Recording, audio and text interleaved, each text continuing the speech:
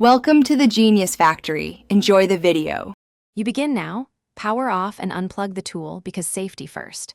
Next, make sure you have a steady grip on the barrel. Once done, you pull the old eraser straight out to free the chuck. If it resists, a pair of needle nose pliers will help, but protect the plastic with tape. Otherwise, you can mar the shaft.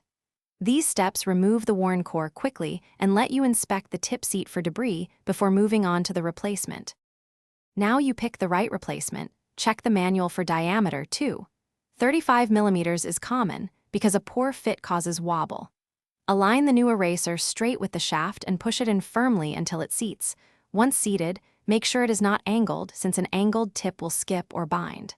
After seating, rotate the tip by hand to confirm smooth movement. Once you're confident it spins freely and feels secure, you're ready to power up briefly for a low-speed test. Finish by running the eraser at low speed to confirm alignment, then gradually increase power while you listen for wobble or grinding. If you hear or feel imbalance, stop immediately. Remove the tip, clear any debris, and reseat it.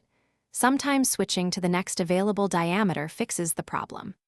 If the motor stalls or the tip slips, make sure the battery or cord connection is good and consider replacing the chuck or worn components. This troubleshooting step gets you back to clean. Thanks for watching. If you found this helpful, don't forget to like and subscribe.